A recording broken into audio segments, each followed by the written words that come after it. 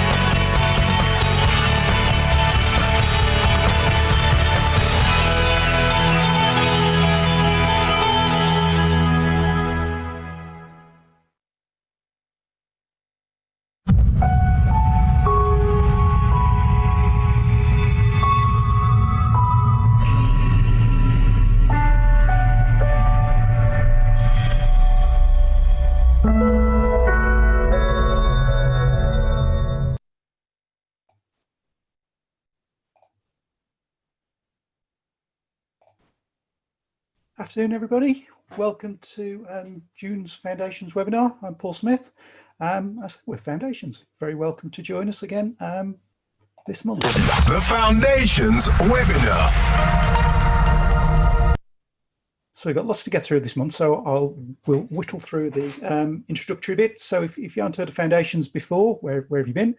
But we're the national body for home improvement agencies in England, and we're particularly busy helping local authorities and home improvement agents with disabled facilities grants. So if you would like a free assessment against the DFG quality standard, free training on DFG legislation and regulations, or a workshop on your processes, then please get in touch. We're very happy to do those for you. Find out more at foundations.uk.com. And webinars, we started them at the start of the year when we didn't realise that travel was going to be quite as difficult as it's become, but bringing you content straight to your desk. So some stuff from us at Foundations and from a range of partners who I will introduce in a few moments. But as always, we have the chat feature. So I know some of you already said hello in there, but if you're new to Zoom, you can open a chat box and chat away during the presentations, and kind of put your thoughts and comments and talk to each other. And content, we'll have some ourselves, presentations consultation,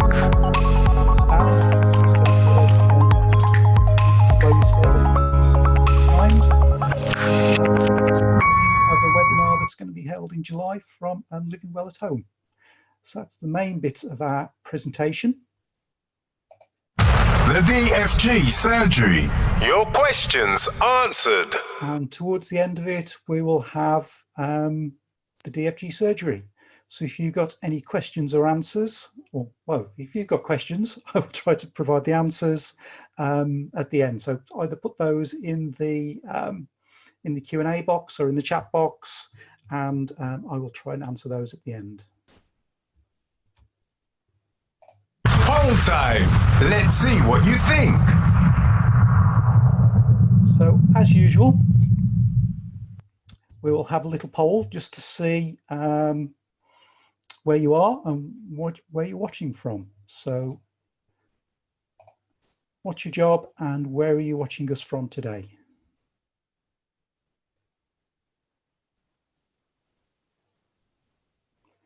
Sometimes on the polls, they don't pop up if you have a pop-up blocker on your browser. So if you do, you might have a little box in your address bar that you need to click to get the pop-up for the polls.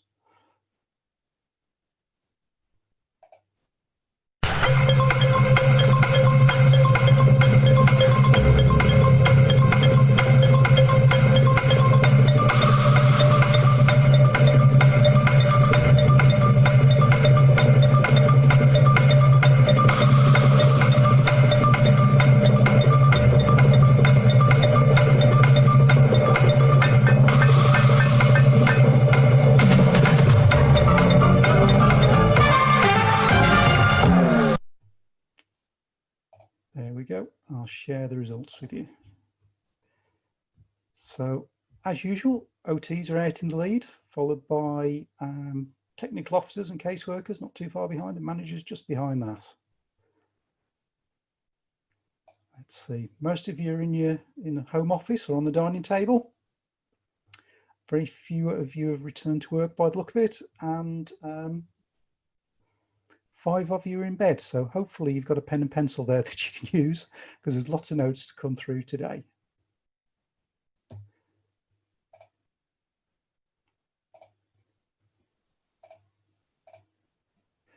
So a few bits and pieces of news for you. We'll soon be giving away lots of free e-training courses for those that you're either working with or for an accredited home improvement agency. So we've got lots of those that will be available soon, including things like safeguarding, lone working, dementia awareness, providing things like energy advice, and dealing with coronavirus issues and much more. So if you're interested in those, keep an eye out on our newsletters and probably the next webinar. And if you're not already an accredited HIA, then you might be interested in becoming accredited. So you'll basically need to show that you provide a holistic assessment. So that's more than just filling in a grant application form. It's talking to people about their housing, the well-being, and other financial issues. Supporting to people to apply for grants and other funding as well. That you would signpost and refer on to other services, and that you provide technical advice and support to carry out building works. So if you think you do all that and you'd be interested in becoming accredited as a HIA, it doesn't cost you anything, and you get listed on findmyhia.org.uk, then you can find all the details of being accredited on our website, foundations.uk.com/new HIA.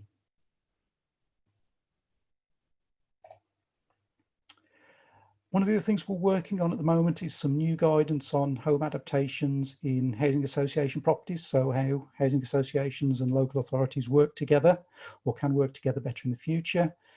Been supported by Habinteg and Anchor Hanover as well, which is great to be working with those guys.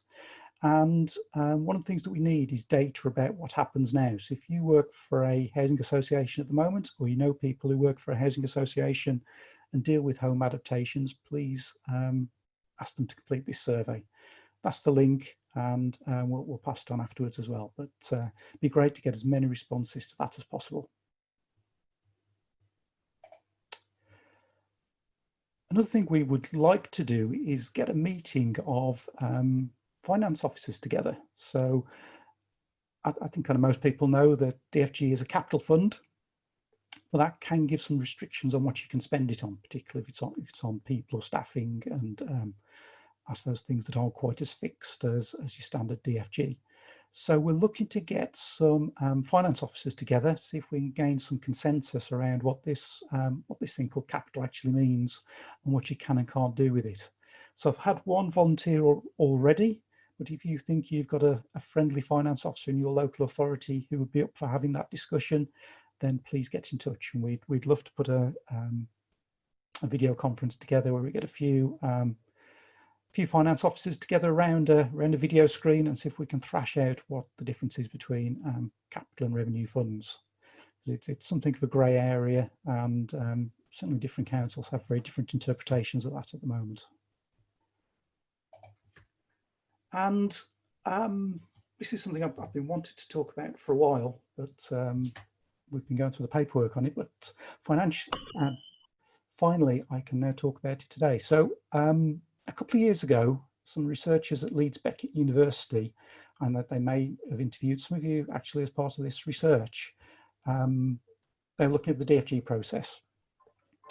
And in their report that they found that there were issues and what they said were unnecessary delays in most local authority systems.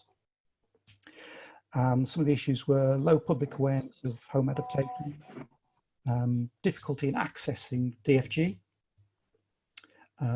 poor procurement of adaptations in some cases, issues with managing contractors, and issues with stock management and reuse of adapted housing in social housing. So I got in touch with them through LinkedIn, went up to Leeds to meet them. We had a few conversations, and it turned into a project that we bid for some funding for, and were successful in getting that funding. So we've got funding from Innovate UK to develop what's I think is going to be a really exciting new project, which will be mostly a new online portal. So for somebody who's disabled, living in their own home, they will be able to go on and self-assess to see if there are some adaptations out there that could help them to stay independent. If there are, then we'll check for eligibility for DFG through this portal. And then if somebody's potentially eligible for a DFG, it would be able to send the details directly to the local authority. If you're a Foundations Case Manager user, then it would be totally integrated with the portal, and all the details would feed directly into Case Manager, which would also be enhanced with a dynamic procurement system. So all your tenders could be done through a schedule of rates and online. It would involve enhanced management of contractors and how that works done on site, and maybe some of the bits and pieces we talked about in the last webinar. And one of the other interesting bits is, can we use this data to promote better use of housing stock? So if we know who's looking for particular types of housing and how they're classified, then can we use some algorithms and some clever stuff that Leeds Beckett are going to do for us to see if we can use that housing stock better in the future. So it's a exciting new project for us. So working with Leeds Beckett, Harriet Watt, who are from Edinburgh, and Izuka, who are our long-term software partners. And we're just about to kick it off. So it kicks off in July, and we'll be starting off with some workshops to get people's thoughts on how this would operate in practice. So we'll be advertising those quite shortly. So if you're interested in being involved, then we'll start rolling those out in July. And Rebecca, you asked what's the name of the project. It's so new, we haven't come up with a snappy name for it yet. So we call it the Innovate project in-house, but I'm sure we'll come up with a better name as we go through. And we're looking for an OT. So if you're an OT who's be interested in working with us on this project, Midlands preferred as a base, but if you're really interested, then we'll consider other locations. And please get in touch on our jobs page, and if you want to chat about it, then please let me know.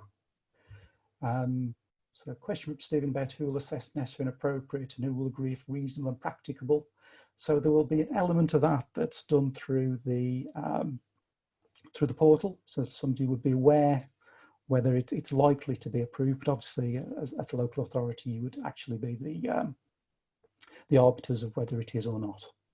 So quite a lot of development going through it. I know Leeds Beckett have done quite a lot of research already, and it'd be great to get some of you involved. So look out on the DFG Champions page, on our newsletters, on our website. There'll be lots more information coming in July. And now it's time for the guest. Right, so our first guest today, and if you remember from last month, we were talking about remote assessment systems, and quite a lot of you on the chat box mentioned a tool called Attend Anywhere. So I tracked them down. I'm pleased that Mark Ray and Lorraine from Attend Anywhere are here today. I think Mark's going to talk about it, and Lorraine will be in the chat box to answer your questions in there. So hi Mark. Good afternoon. How are we? I'm very well, thank you. You?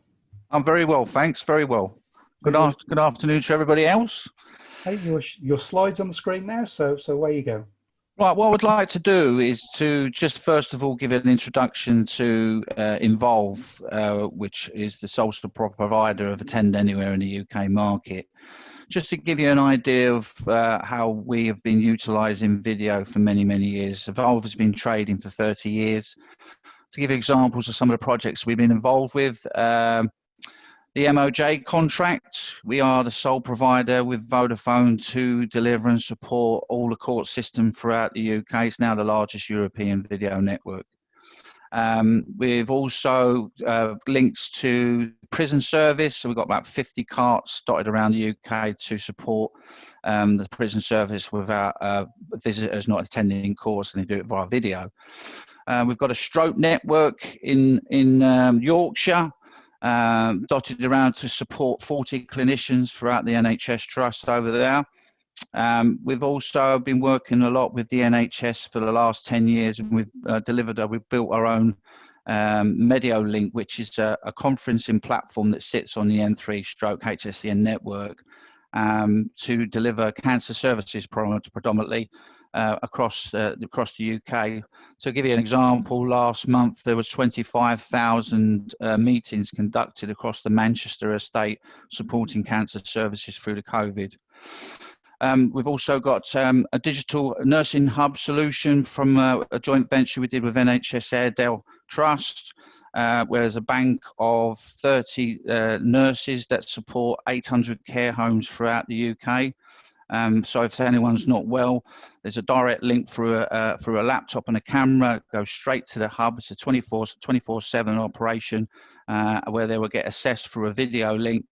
And if they need some support from a GP or a pharmacist, they'll be able to do that there and then.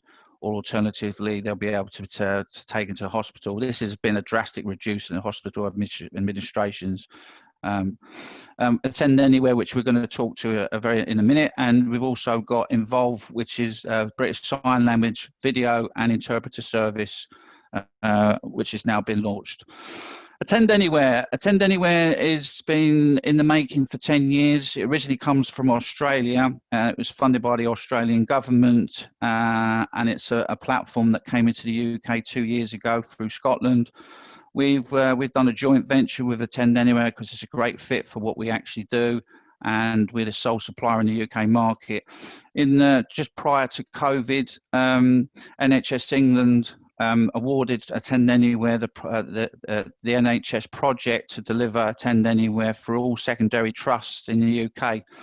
Originally, it started off with 45 of the trusts taking advantage of this platform. It has now gone up to 200 out of 220, and they're now doing 30,000 consultations every single day. From that, there's been a hell of a lot of interest from the primary care side of it all. Also from the MOD, we've just done a project with the Armed Forces, 26 secure sites where we set up Attend Anywhere for Armed Forces and their GPs on site to support mental illness. And in relation to primary care, we've been getting involved with GP practices and local authorities to deliver Attend Anywhere. From a local authority perspective, it's been to help, for example, Healthy Child Service, mental health, learning disabilities, needs assessment through housing, physio, primary care in the community, intimate support services. There's some of the projects we've been getting involved in. The reason why Attend Anywhere is so successful is really the ease of use. There's one point of contact, which is through the website. So whoever you are, you still do how you book your patient or client.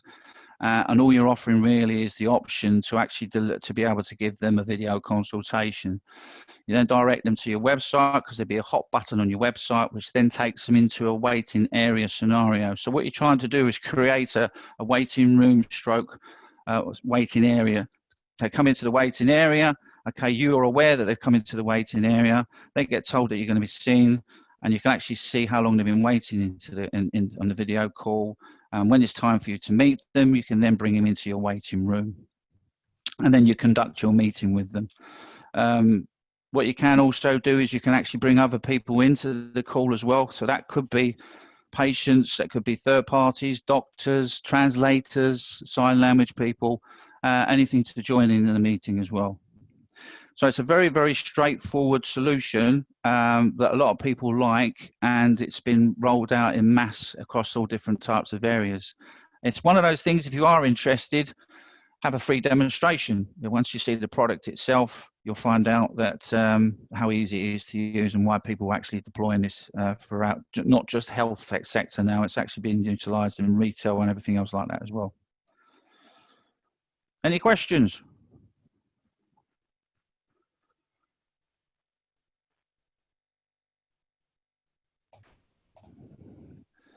I can see that Lorraine's been answering a few different questions in the chat.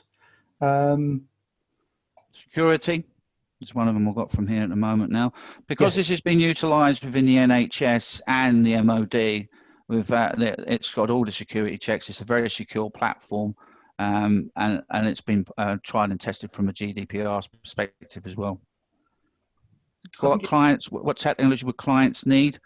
It's just it's a WebRTC, so they just need access to the internet. The preferred internet would be Google Chrome, but as long as they've got, and the good thing about this is they can actually check anytime they want to by clicking on a button to actually check connection speed for wherever they are. So what it does is it goes through connection speed, video and sound.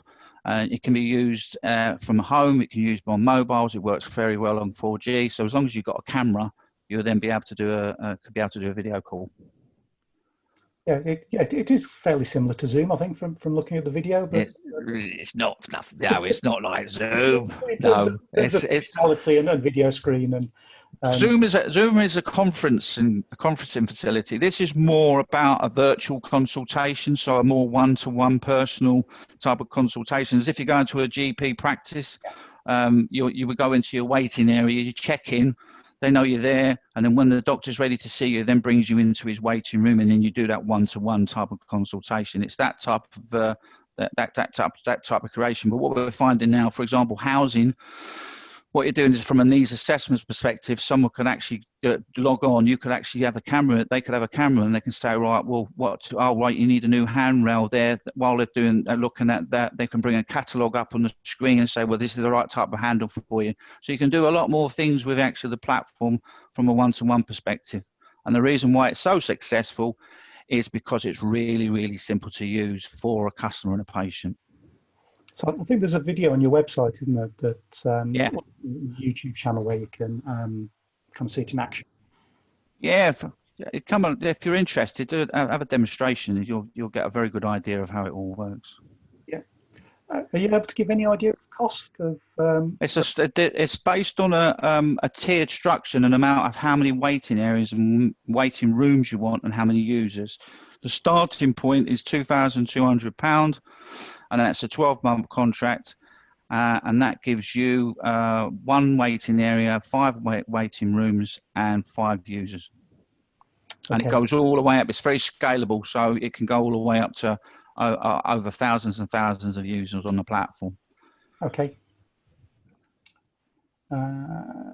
So Lorraine shared her email address if anybody needs more detailed information. And perhaps if Lorraine, you could pop the YouTube link or your kind of website link into the chat box if people want to go and look at the further details. Yeah. Some local authorities are starting to use the Valley York are starting to roll this out in some of their services, and there's more projects we're getting involved in as well now. Yeah. Any other particular local authority you know using it kind of social care purposes or housing purposes that There's some housing associations we're talking to at the moment. There's a lot of interest with regards to, because people, I mean, over the last, we've had 2 years of digital transformation in 2 to 3 months. So video has become very, very, a lot of people are actually seeing the advantages from that now. So there's, and we've got a lot of large retail chains involved in it, therapists, yeah, cosmetic surgeries. We've got some of them using our platform, and it can be used across care in the community is a very, very big one at the moment now. And we're doing some big projects with some of the mental health institutions as well. Okay, great. Yes, Lorraine saying there's massive usage in crisis support and mental health. Yeah. Are the payments annual? 12 months, yeah, annual payments. So 12 months, you pay up front for 12 months usage. Yeah. And then obviously if you start using it more and more, there's different tiers that go way up. But I think you'll find it's very, very easy to deploy. It's got a fantastic resource center, so it helps you with your planning with regards to your workflow. It's got a technical guide. You can put branding on your waiting area as well. So if they're coming into your waiting area, you've got posters you can utilize. It's a very, very comprehensive package, which is real, and a lot of people actually like it. Okay. And final one is, are you doing any work with any universities to kind of train occupational therapists, nurses? No, that's one area we haven't explored as yet. No. So I'll be interested to talk to anyone who's interested in finding a little bit more, because it's not just for health. It's been very successful in health, but we're finding it's anyone that's got someone that they need to meet. It's open to everyone. Yeah, so it sounds like Rachel Russell at Salford University. Very interesting talking to you about it. Yeah. Great. And finally, either Lorraine or Mark, I've just got the details of the website if anyone wants to go and have a look for more details. Yes, www.involve.vc is our website.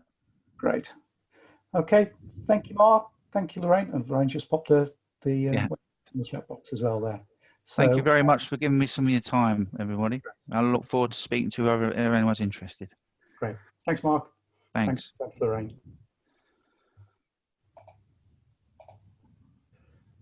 So one other thing that we've got coming up, you know, we're like doing our webinars and things at the moment. So we've decided we're going to do a conference as well.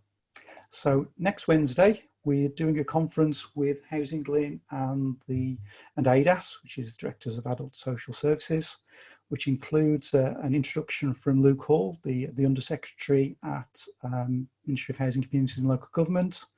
We've got the CEO of Housing 21, we've got Chris Naylor from the King's Fund, we've got the current ADAS President James Bullion, and Alex Fox OBE from Think Local Act Personal, and many others. So that's next Wednesday. We start at 10 o'clock and run through till 3:30 p.m. and it's a free online conference. It's all done through Zoom. So if you're here now, you'll be able to join us as well. And the idea behind it is that kind of coming out of the pandemic, that housing and home is now more important than ever. And if anybody ever wanted to go into residential care, I think the likelihood is that fewer people want to in the future. So as we recover as a country and as a range of services, more people are likely to want to remain living at home. So how do we reset the system and facilitate that? So that will be the theme of the conference. I think we'll be talking around a whole range of housing issues, from homelessness to supported housing and use of technology. And Rachel Russell, who you heard last month, will be talking about some of the remote working possibilities and much more besides. So if you're interested in joining us, you can go to rrrconference.online and book your free place, or you can go to the front page of the Foundation's website and follow the link from there.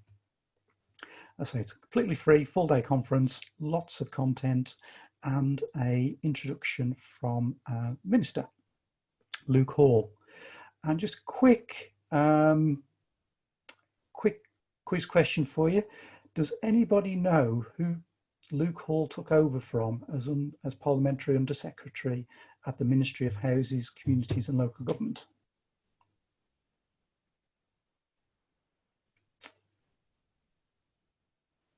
Quite a niche question, I know. It actually took over from Rishi Sunak, who's obviously now the Chancellor of the Exchequer. Poll time. Let's see what you think. So I was thinking that we've got a conference looking at how housing could have a bigger impact on health and social care in the future. What if the Chancellor came along and said, you know what, I'm going to double DFG funding again? I just wondered what would be your reaction. So I will start the next poll for you. So if for some reason the Chancellor decided he was going to double DFG funding again, what would be your reaction?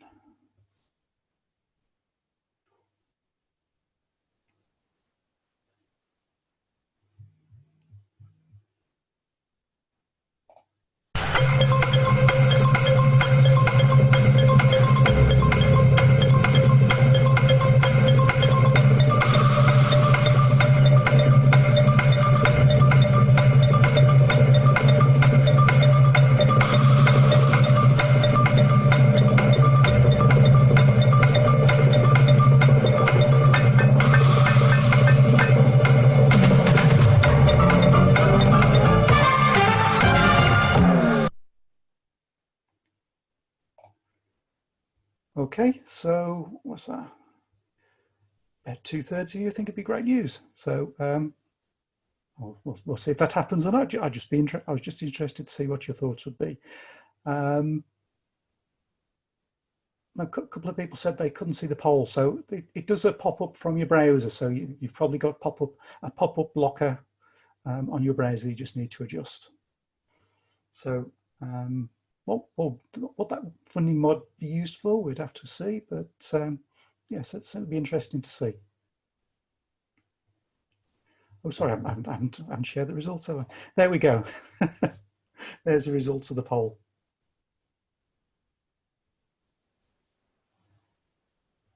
So say good, over 2/3. In fact, what's that, about 3/4? I think that would be a good thing. So we'll see what happens. I guess anything could happen in these strange times. So that's the views of about 200 people.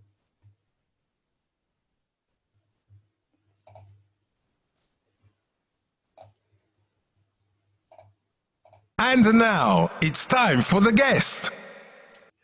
So our second guest this week, pleased to welcome Terence Clark from Stannah, who, you're right, Terence? Yeah, I'm fine, thank you. So yeah, I'll unshare my screen so people can see you. And yeah, tell us what Stannah are up to. Hi, Paul, thank you very much. Good afternoon, everybody. Obviously, as Paul said, I'm Terence Clark from Stannah. I was thinking what to cover this afternoon, and the obvious things are for me to spend time, 20 minutes, telling you about our wonderful products. And they are wonderful, but I thought I'd spend the time slightly differently than talking about products. And instead, I want to share with you the journey that Stannah have been on during these really, really odd 10, 12 weeks that we've all been sharing. It's been a weird 12 weeks, hasn't it? 12 weeks ago, I had no beard, I had short hair, and I was half a stone lighter. We've all been through this time where all of a sudden life is different. So I'm going to focus today on the challenges we face as a business, how we've got around them, but also just hopefully some of this will resonate with you, because it's the sort of thing that I'm sure all these issues we've faced or similar will be faced by your organizations. At the end of the day, what we all want is a better DFG experience for everybody, the healthcare professionals, the suppliers, but ultimately, of course, the end user. I'm just going to focus for 1 minute on Stannah, though, just to give you a bit of a background to that and where I fit in.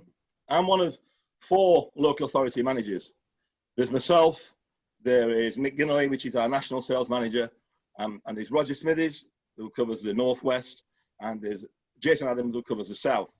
I cover the east of England and the north of England and Scotland.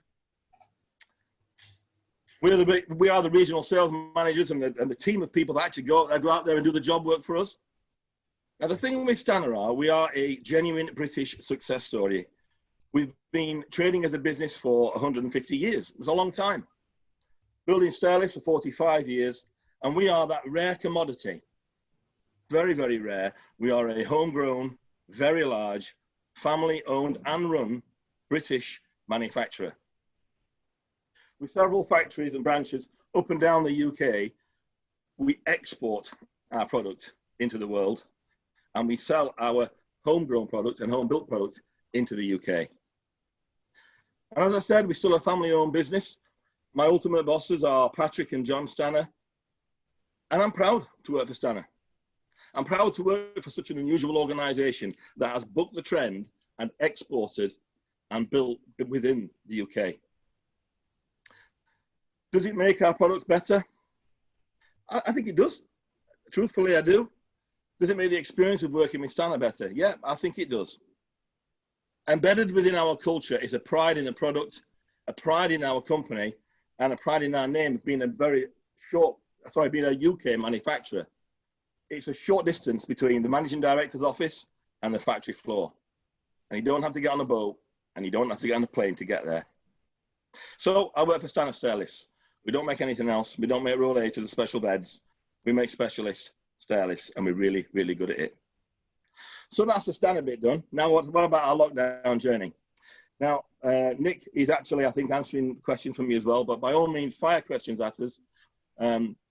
My email address is terence, terence.clark, no E, at stannah.co.uk. Fire them to me or via Paul. I'm happy to get back to you, obviously. So, the lockdown journey. Well, during the lockdown journey, businesses have all had to deal with uncertainty. We all have, in fact. On the 1st of April, Stannah furloughed all its sales consultants, which left the four of us, me, Nick, Jason, and Roger, essentially managing the country. And it was very, very busy. Not because there was loads and loads of business, or there was some business, but because there was only four of us, covering what normally 24 would cover. But, you know, talking to family and friends, it's clear we've all had different lockdown journeys. And it's really interesting when you talk to people, what's happened to them, what's happened to their business. Organisations, of course, are all similar in that they're all different. We've all been, those who have kept working, the NHS, supermarkets, have been crazy busy. And then on the other extreme, you've got organisations like pubs, clubs, restaurants, completely shut down. So what have organisations learned during this lockdown period? This time of forced evolution, that's what I've called it. I don't know if that's a buzzword yet, like the new norm or whatever, but forced evolution, what have we learned? Well, for Stannah, it caused us to examine every aspect of how we work and even look at those historic, dare I say, things that we've always done it that way, things, the untouchables. Oh, we can't change that, we've always done it that way. Or Fred Blogg started that way 20 years ago. This forced evolution has caused us to look at these areas and say, could we do it better? Now, initially, we decided to restrict our response to new quotations and installs for emergency and urgent calls only. However, very early on, it became clear from our local authority contacts that, in actual fact, the majority of stair lift installs for local authorities could be considered urgent and emergency because the consequences of a fall down the stairs are significant, and that needed to be avoided at all costs. So, what was the first lesson we learned from lockdown? First of all, communication. Communication is even more important than we would have thought. Stannah's pretty good on communication, but communication is difficult, isn't it? It doesn't happen by itself. And it's hard to follow up on misinformation and misunderstandings when you can't get face-to-face. Or you're limiting face-to-face contact, as we were. We were keeping that naturally. We were keeping return visits to an absolute minimum. Trying to ensure good understanding through every part of the process. And that caused us to re-examine all the component parts where the interactions were between the healthcare professional, ourselves, and the client, and say, is there a better way to do this? Then make sure we know what we need to know. First of all, gather information early. Communication is more important than we thought. Gather information early. Starting the information gathering early became really important. And to be fair, even in a normal time, it's pretty rare that we don't know anything about the call until we walk through the door. We speak to the client, we speak to the occupational therapist. Of course we do. However, the more we know and the more prepared we are, the better job we can do. Information from the stair lift user and the occupational therapist has always been welcome, but now, all of a sudden, the user has got much more involved. Telephone calls have taken much longer. They're much more happy to share with us. We've ended up with situations like WhatsApp video calls, emails with pictures from end users. I don't think that would have been easily possible 6 months ago. I really don't. But all this has helped us to do a better job when we walk through the door, and it's also helped improve the disabled facilities grant experience for the end user, and that is what it's all about. Secondly, communication. It's more important than what we thought. Using online meetings and online helps. This is one.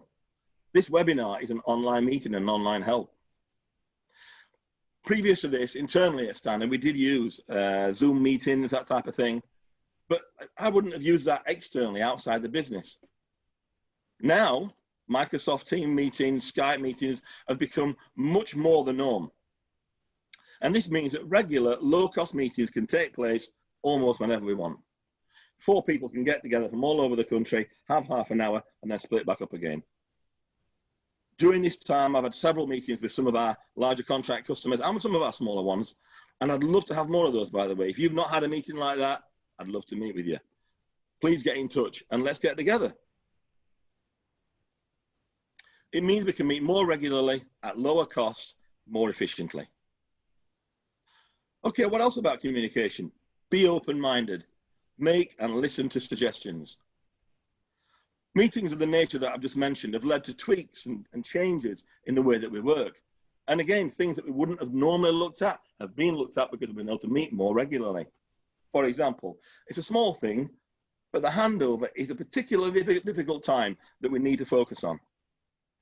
At the point of handover, a client is actually quite keen to get our engineer out of the door. I'm sure they've got on great, but the fact of the matter is they want their house back. And they can see their new product and they think, oh, I can work it out. So they're not really maybe half listening to what the engineer is saying. That can lead to misunderstandings. During this meeting, we went through this.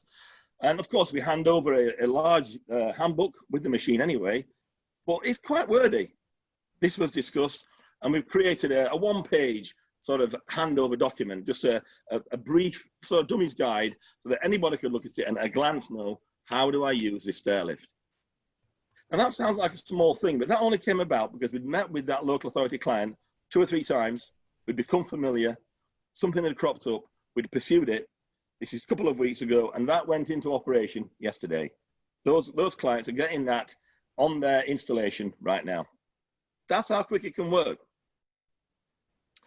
Thirdly, communication. Be open-minded. Make and listen to suggestions, and then get the detail right. Method statements and associated documents have always been quite a large part of the Stannah way of life. We're quite well known at Stannah for being risk adverse, and we don't make a song and dance about it, but we make sure we get the detail right. But all that needed overhauling, because all of a sudden we're accommodating the changing situation that's almost changing every week. 2 meters distancing, joint visits, PPE. Get the detail right. So the second point I'm going to talk about are home visits. Do we still need to make home visits? This is a question to ask yourselves. The big answer to this is yes, absolutely. Home visits have their place. There's 2 primary objectives, I suppose: meeting the client and meeting the building. Incidentally, just to make a point here, all our clients, all our visits are into virus-free environments. We do all the checks beforehand. We don't cut corners in that area. We absolutely toe the line. But meeting the client. So primarily, we're thinking about measuring.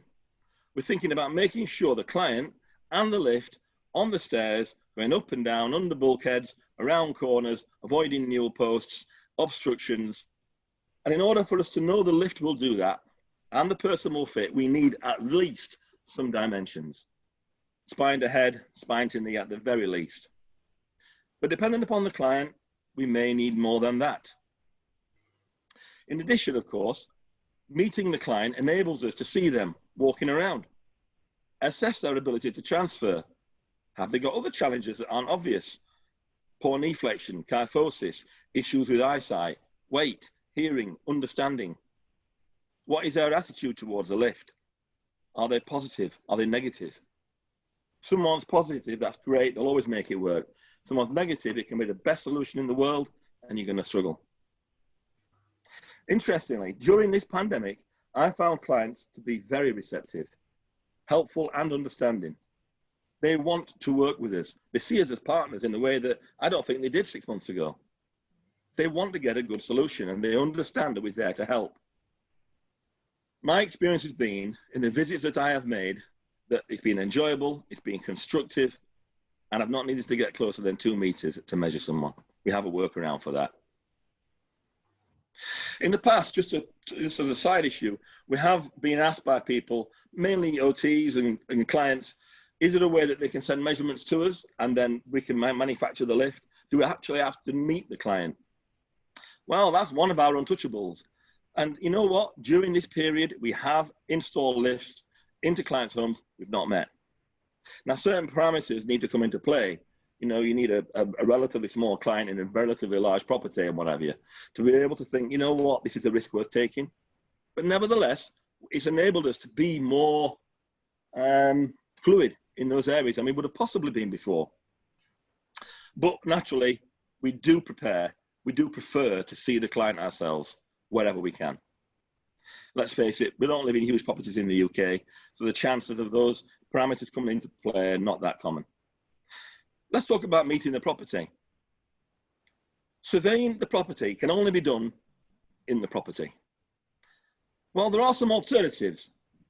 I mean, we could get an extremely basic measurement on a straight lift from the top riser to the bottom, and we could then cut to size in situ. That can be done, and that's what we have done during this period, but it's not the best solution. Again, the sizes of the homes we live in the UK mean that all our consultants and our managers are trained to really try and get that lift in as smaller space as possible. We don't want that to intrude if we can all help it. Other people may be using that property, and if we can hide that lift away, that's what we want to do. We're very keen on making the lift discreet and tight into the space, and that really you need to see the property to make sure you're doing that. Clearly, of course, curved lift, much more complex. There is no way that we could do that at a distance, and we need to visit to do that. We come to the home, we take a sequence of pictures. From that, we create a 3-dimensional drawing, and from that, we make the rail. The rail design sends us this back, and it's accommodated things like radiators, windows, windowsills, doors, landings, etc. But when we get our drawing back, then we pour over it, and we're tweaking it to make sure we get that rail as close into the corner as we possibly can. And only when we're happy, there is no better way, it goes into manufacture.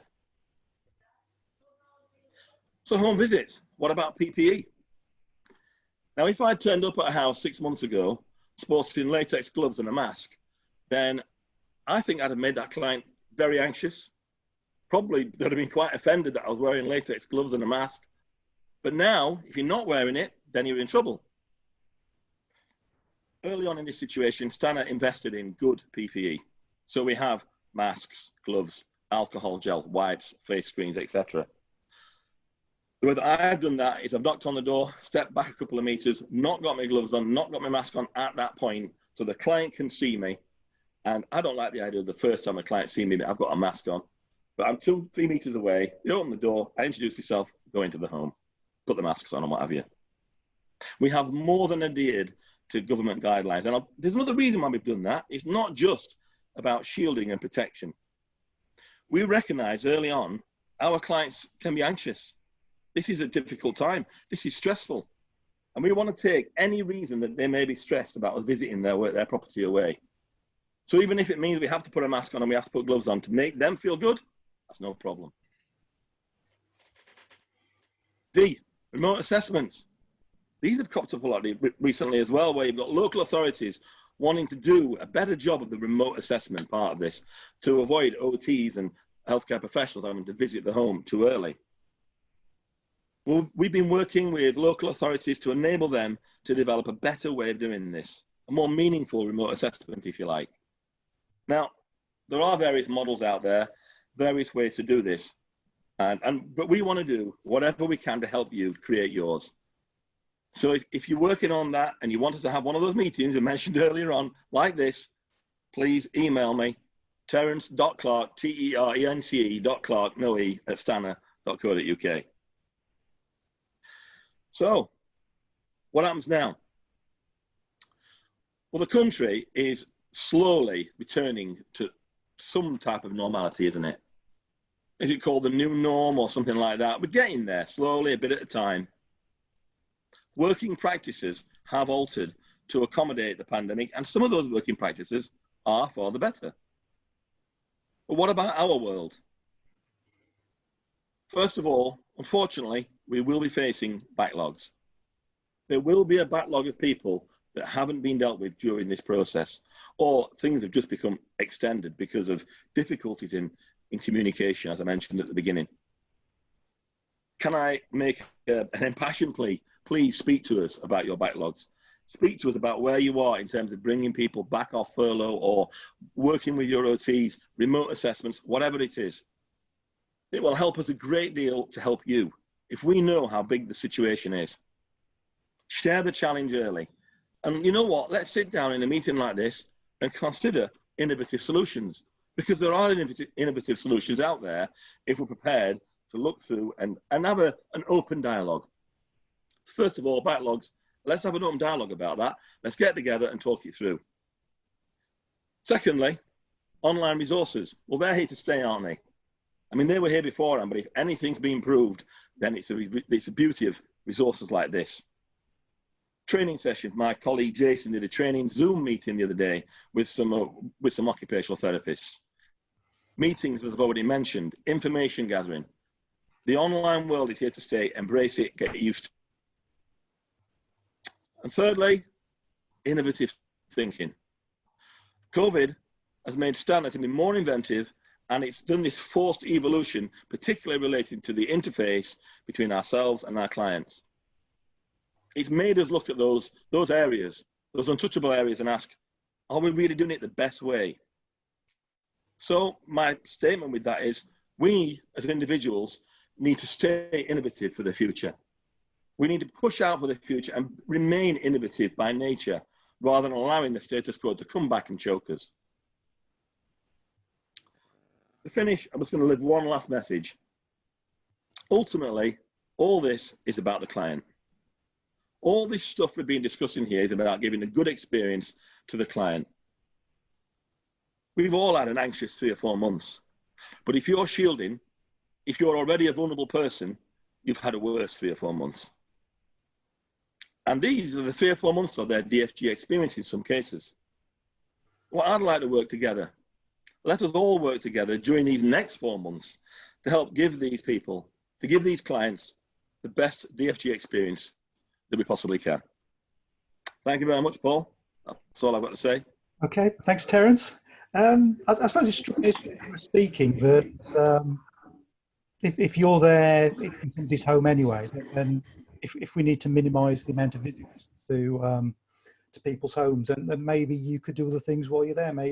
Maybe if there's kind of a framework in the area, then other contractors don't need to visit. You can just do it with one quote. Maybe if you're there measuring up, you could have a video link to an OT and do the kind of help with the assessment. you could perhaps get the application form signed, and when it's finished, take some photos of the completed lift so that nobody has to kind of visit to then sign it off. Yeah, you know what, Paul? I think you're right. I mean, there's a varying degrees of how that might work, and for some local authorities, something might be a bridge too far. For some, they might not be. But we were very, very comfortable working with local authorities in that arena and saying, you know what, happy to do this. Happy to make sure that we're bringing your waiting list down. No problem at all. We need to talk to each other about it, don't we? Yes, yeah, and I think that's I suppose one of the good things about stair lifts is it's relatively straightforward in DFG terms to get a stair lift through the process. So yeah, people are looking to get their stair lift DFG programs up and running again. Then lifts is a good way to do that. That's right. Yeah, absolutely, Paul. Absolutely. Even if you kind of do the lifts in advance of the rest of the works, then yeah, get things moving. Yeah, 100%. Absolutely. I mean, I mentioned my email address in there, but if anyone does want to connect with us on any of these ideas, contact me, contact Paul via Paul, anything like that. Terence.clark@stannah.co.uk. Great, thanks, Terence. I think Nick's been doing a great job at answering all the questions in the chat box as well. So good. Great. Good. Thank you both. Thank you very much, everybody.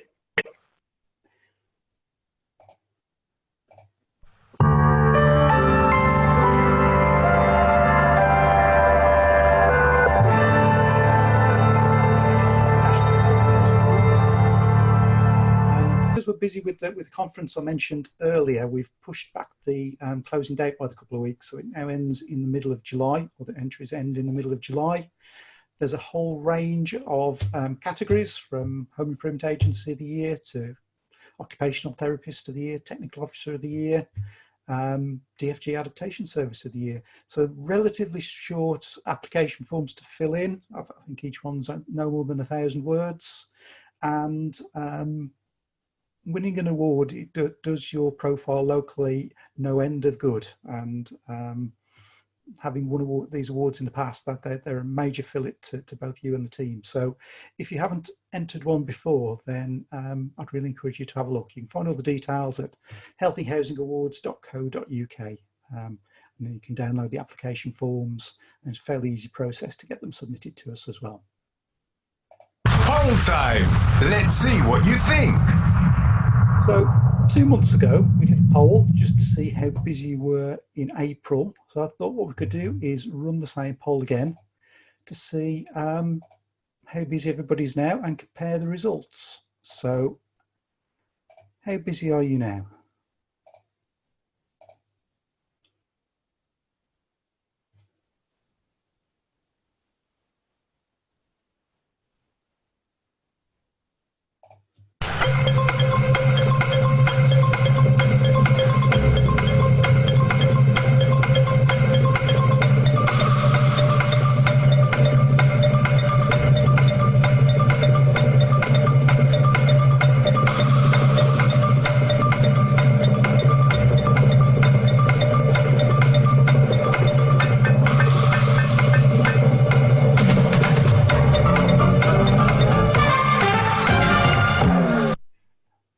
Let's have a look.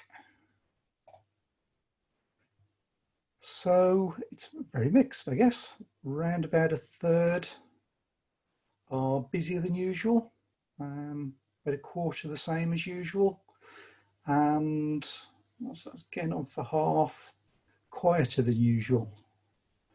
So if I just compare that with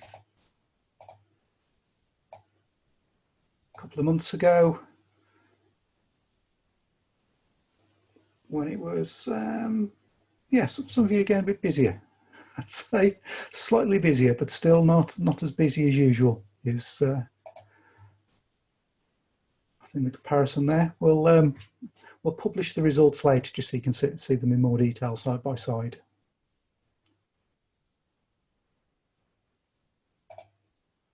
And now it's time for the guest. So our final guest this afternoon, really pleased to welcome Emma Luddington from Living Well at Home, who I've met at, was it NAIDEX or was it the OT show, or possibly both? Both, Paul, both, okay. Over many years.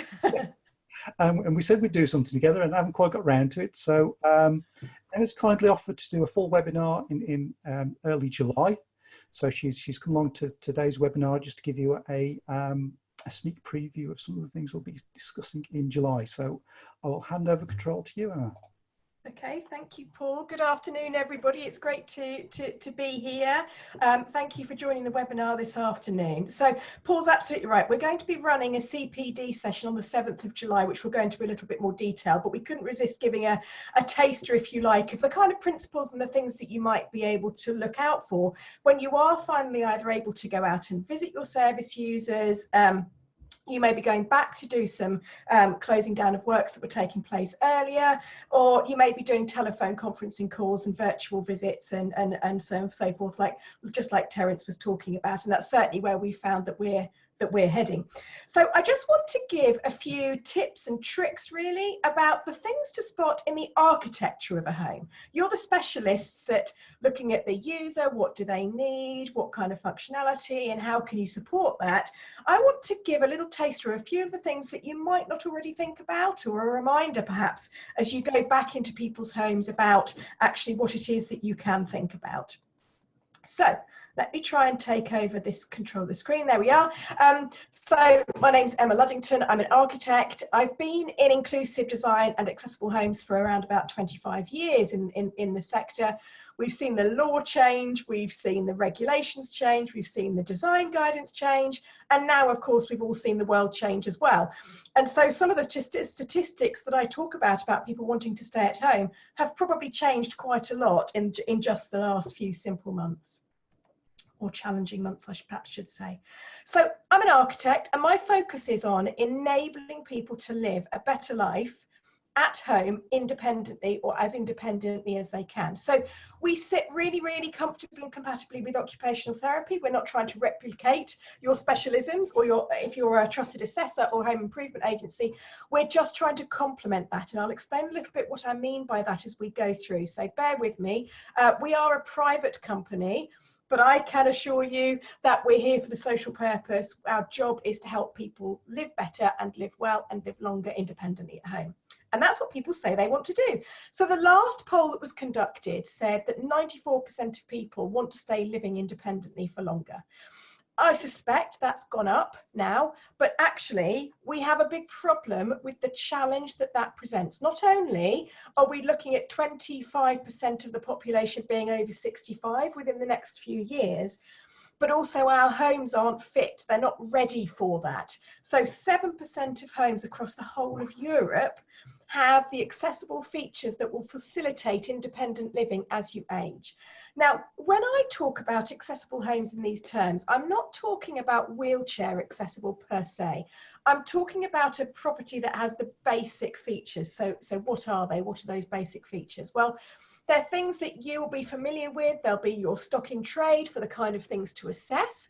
So step-free entrance and approach area, step-free threshold, so removing those PVCU doors and getting rid of those massive trip hazards and barriers to access.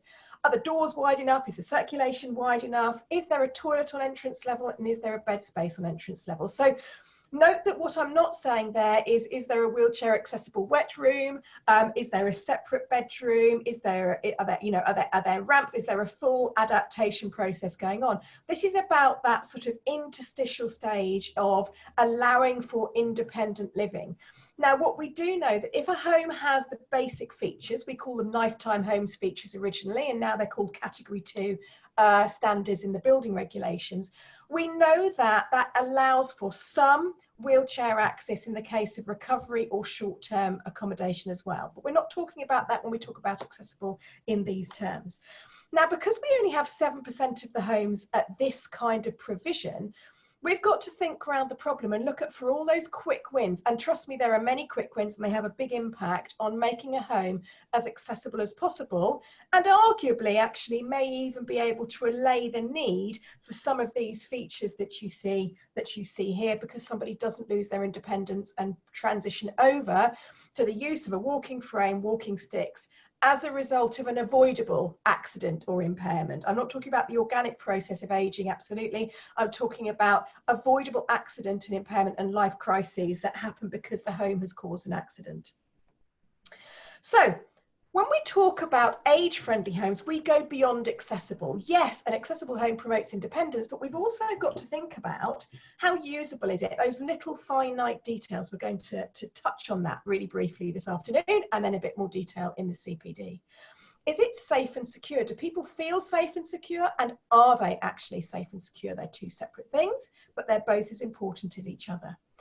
And is the house, is the home, is the environment healthy? We know, unfortunately, that many homes have too much humidity. We know many homes have toxic air. There's a lack of ventilation and other things that go about actually creating or exacerbating conditions and impairments as a result, a direct result of unhealthy home environments. So again, this is about the building itself.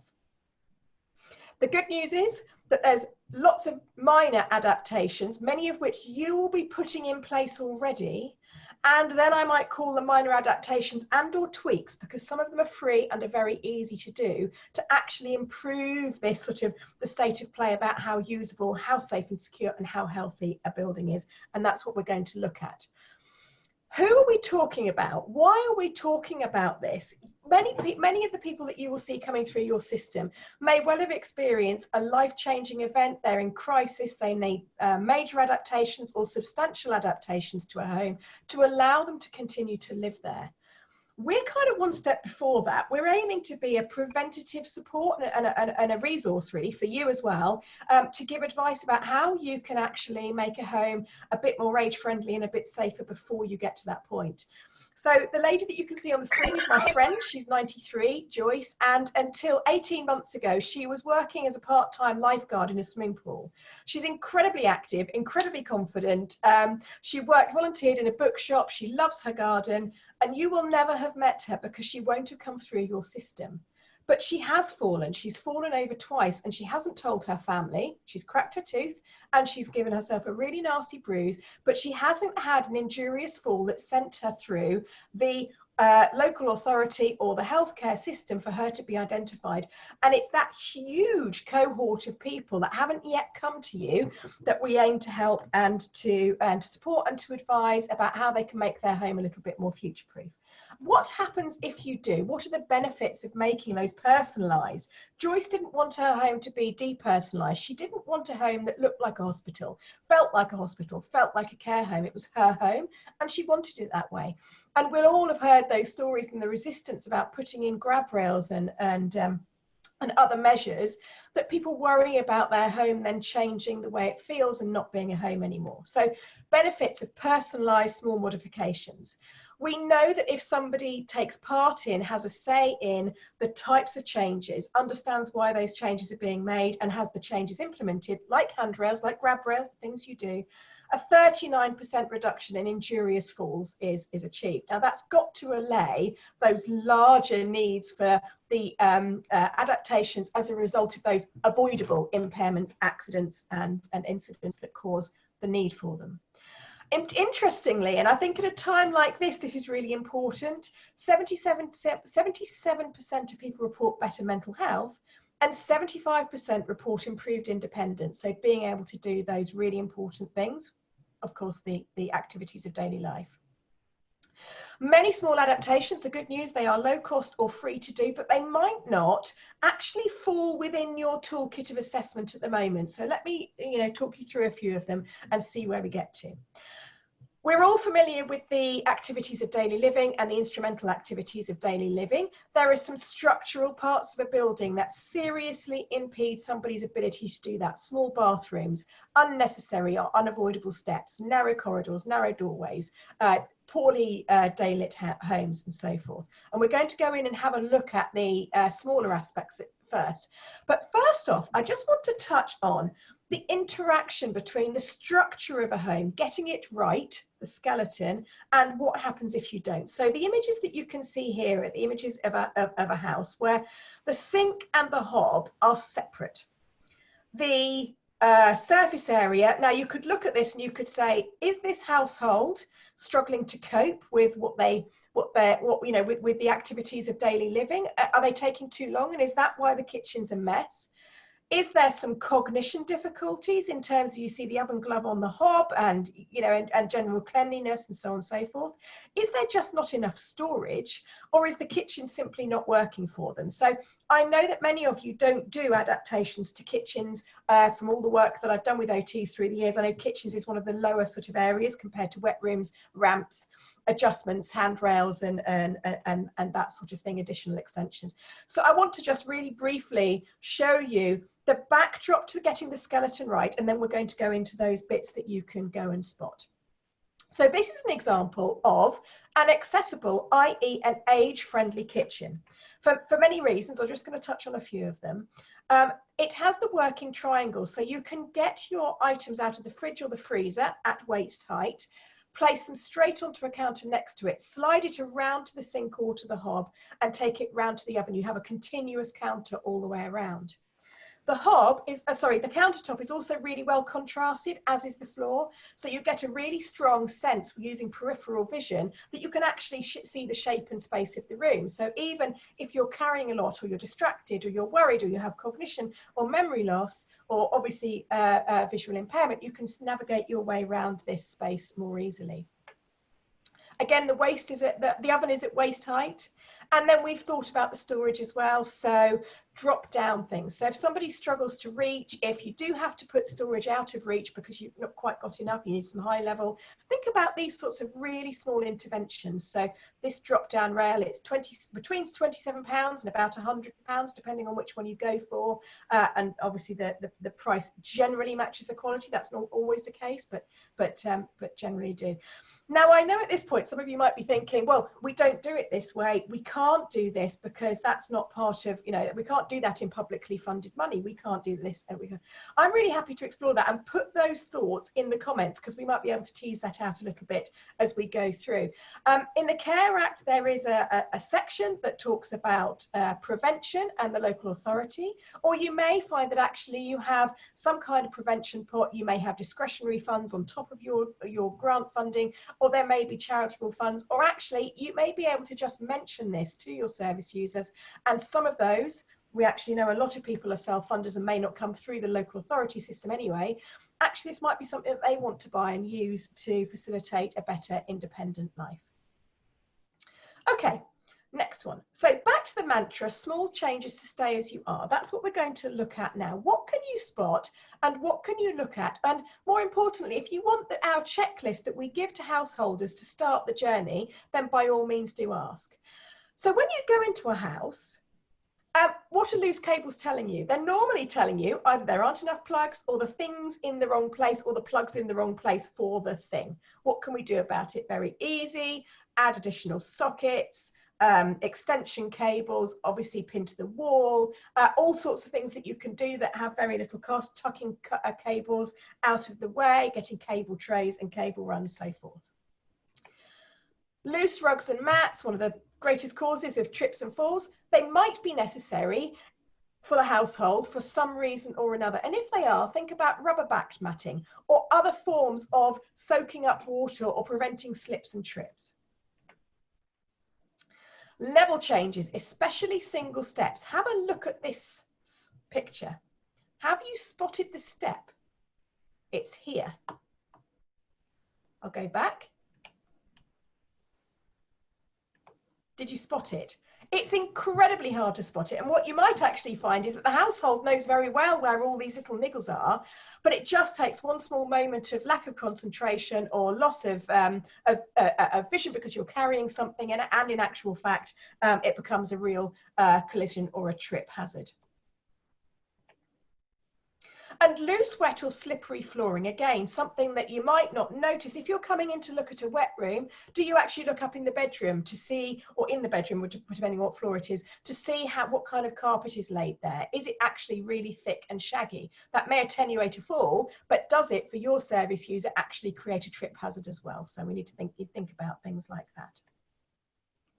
And then, of course, we had Terence's great sort of talk about stair lifts. And I wonder what Terence would say about this particular stair lift. So what kind of hazards are there on the stairs? We know that in many ways, actually, stairs are great for keeping people active, so long as they don't present risk. So we need to look and see, are there other things? What about the housekeeping? What about things stored on them? What about those open rises that you can see there, or the really poorly identified nosings compared to the change in levels, the vertical rises that you can see as a gap? What about ease of use outside? So if you can see in the far distance of the image that you've got on the screen, can you see the washing line way over there? So when you go to somebody's house, it's all about these activities of daily living. Again, you may be assessing for grab rail, something like that. They may wish and they may need to continue to hang their washing outside, or they may wish to potter in the shed. They may wish to access, they may need to access the log store because that may be the only form of heating that they have. So try and have a look at those things as well and see what the routes are like. Are there trip hazards on there? Is the route well identified? What about when it's dark? What about at night time? Watch out for those unexpected level changes. Our brains control our movements often within 3 or 4 millimeters. So anything more than a 5 millimeter variation presents a real risk of trip. So you can see in the slide here, actually that gravel gradually gets eked away as people tread over it. Just on the left-hand side of the screen, there's a 10 millimeter, it's actually 12, but a 10 millimeter level change there. That can create a real trip hazard, especially if it's poorly illuminated. Bins and recycling. A simple change to what you can see here would be to place an additional layer of paving slabs, a few £100, to place a few additional paving slabs out the front so that you can actually have a continuous surface to pull the bin out and continue it around. Otherwise, in this orientation, you've got to hoik them down that level change, turn them or push them back up. So, you know, really simple steps to improve somebody's ability to carry out their day-to-day activities. Simple, good quality solar lighting can help to light the way as well. So that doesn't necessarily need to cost more. None of this needs to cost a lot and can be built into some of the advice perhaps that you give or the encouragement that you might be able to give to your service users. And I should say, and I want to really advocate for this, I would, wouldn't I? I'm a designer, but is that adaptations can look great. Yes, I know that there's publicly funded restrictions on some of the things that you can do. Sometimes just looking around, though, actually you can find solutions that really complement a house. Now, clearly this isn't an adaptation for a wheelchair user, but it's two simple bent scaffold bars that have been painted to match the front door. The original steps have been kept. It's a historic environment, but a steadier, more evenly paced set of steps are placed in front. So very small things can make a very big difference to this lady that was living independently with arthritis. Ease of use at home. So the test for a tap, can you use it with a clenched fist or an elbow? Are you likely to get scalded as a result of 2 pillar taps that you can see? A simple challenge to replace one of the taps with a lever action mixer tap and block off the others with a simple cap. You don't necessarily even need to replace the basin if that's not either in the budget or it's not deemed necessary and appropriate or needed.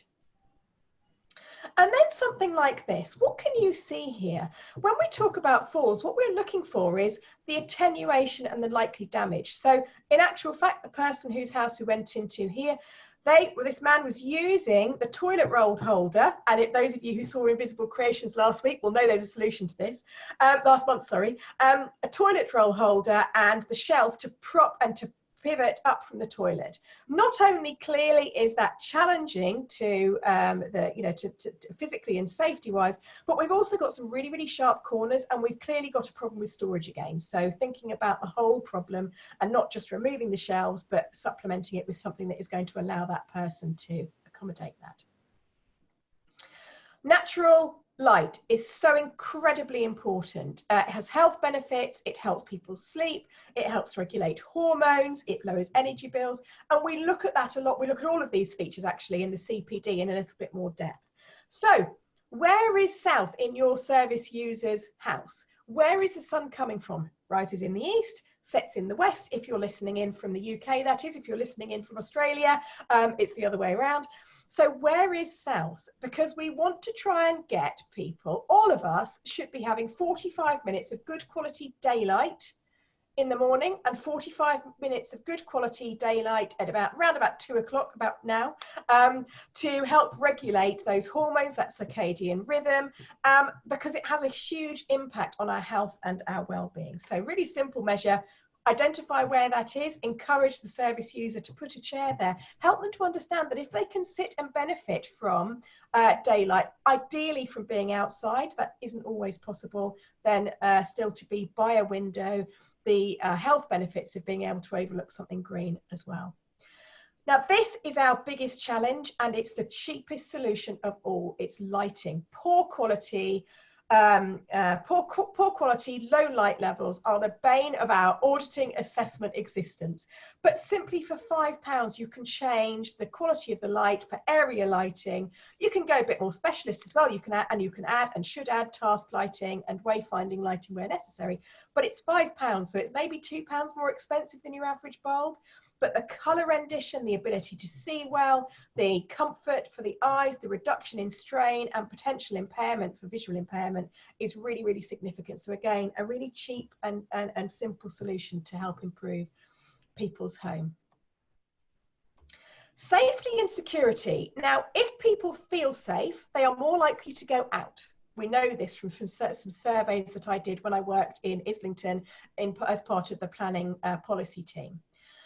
If they go out, they're more likely to be active. If they are more active, they are less likely to experience sarcopenia, which is loss of muscle mass, and they are therefore less likely to get frail. So we actually want people to be out and about as much as we possibly can. Feeling safe and feeling independent at home has a big part to play in people going out and about. We need people to know that actually that there's fire detection and prevention facilities as well. And a good old-fashioned key safe should be in everybody's household, ideally police accredited, because they are super secure and super tamper-proof. Where does this sit? This sits bang in the middle of homes, independent social care, occupational therapy, and the NHS and healthcare. We need to work together. And we all need to address, and that's where we sit, that's what we try and do. We all need to work towards the government's grand challenge of at least 5 extra healthy, independent years of life by 2035. So let us know how we can work together. Now, I'm aware that we're right towards the end of the session. So I had a little video to show you of what we do, but instead what I'll do is I will send out that with the CPD, or if you join us for the CPD, I can show it to you. So I'm just going to skirt over that, but I'm quite happy to put that in the comments bar as well, because I do want to enable you to get out and about to the next session. First off, real headline figures is for every £1 invested in preventative small modifications, there's a £10 return to the public purse. That's incredible. So sorry, £3 and combined £7 to the public purse and society. For every hip fracture, this is research that we commissioned, the overall cost is around about £50,000. So there's no argument really for saying we can't invest in those small preventative measures. So please come and talk to us, see how we can work together. My call, really, my ask is to tell everybody anything that you've learned today, ask us for more resources, help us to share those with you, and collectively it would be great if we can begin to strengthen the link between housing, health and social care. I think that's really important, and I'd really like to see that. So thank you everybody for listening. It's great to e-meet you. Come to the CPD session on the 7th of July. We've got some questions, I can see that. And here are the contact details if you want to stay in touch with us afterwards. Thank Great. you. Thank you, Emma. Let me just share my screen again. I think my colleague Kate has been answering your questions brilliantly as we go through. So if there's any other outstanding questions, I haven't had a chance to have a look at that yet. So feel free to shout out. I didn't want to answer too many, just in case it covers them at the CPD session in a couple of weeks. Well, that's true. Do come to the CPD session. Yes, I think there's a few in there. So we're coming up towards 3:30. So if I could leave you and Kate to have a look at those, Emma, and just The details for signing up will be available on the Foundation's website soon. We'll have it out on newsletters and whatever. So if you're interested to hear more from Emma, 2 o'clock on the 7th of July. Come and join us. It's free as well, so Yes. you know, what's not to like? Absolutely, absolutely. And the rain's going to be horrible for the rest of the summer. So yeah. What else could you do on a sunny afternoon? Thanks, Emma. Thank you. Yes, so as I said, webinar Living Well at Home, 7th of July, not 7th of June at 2 p.m. The DFG Surgery. Your questions answered. So let me just check the question and answer box, see if I've had any questions posed yet. Or has anybody got any DFG issues they want to discuss? Now, I know at this point that the Facebook group is about 10 seconds behind. So any questions from there might be a little bit slower than anybody from over on Zoom. Can you have a copy of the webinar recording? Yes, it'll be on the website and on YouTube later in the week. Just gives us a chance to edit it out. So if I fluffed any lines, they just get edited out in the YouTube version.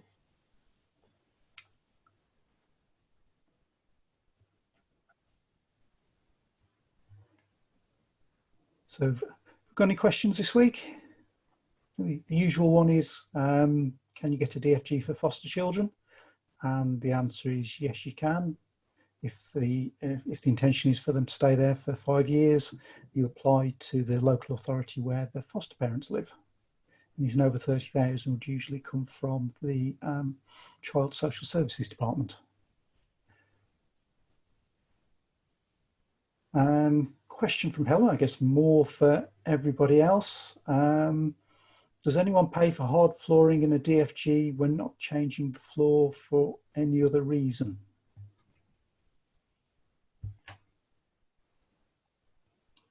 Not quite sure what you mean by that, Helen. Could you clarify that one for us?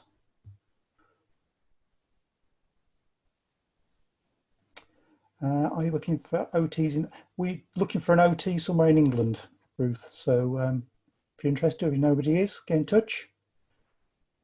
Preferably in the Midlands, but if you're good and you're in England, let's have a conversation. A few people do hard floors for wheelchair users. Can DFG be used for repairs if RSL landlord refuses? I suppose it depends what the repair is and if it's if it meets one of the purposes of a DFG, could be. But usually it would be down to the landlord to repair something that's gone wrong.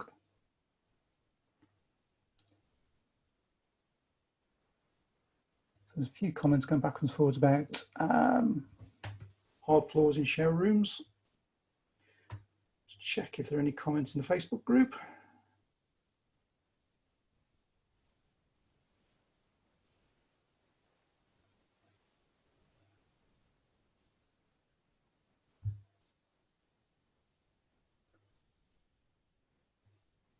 Yeah, so looks like OTs are needed everywhere.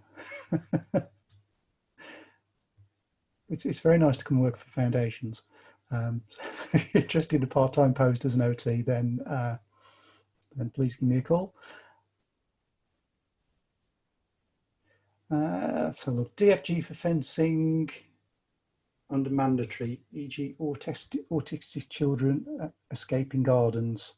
So one of the purposes of DFG is to make the home safer. So if fencing is going to make your garden safer, then I would say that's covered under a mandatory DFG.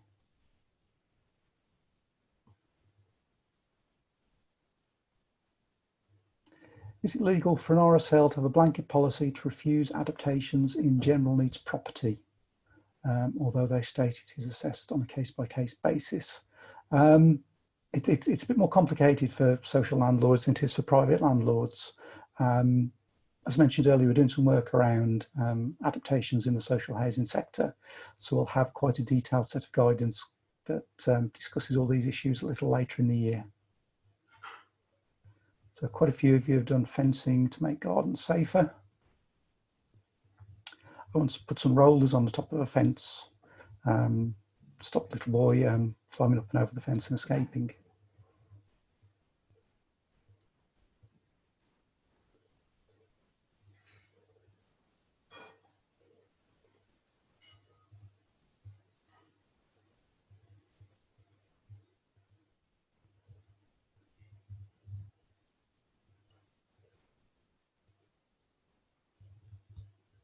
So it's just coming up to 3:30.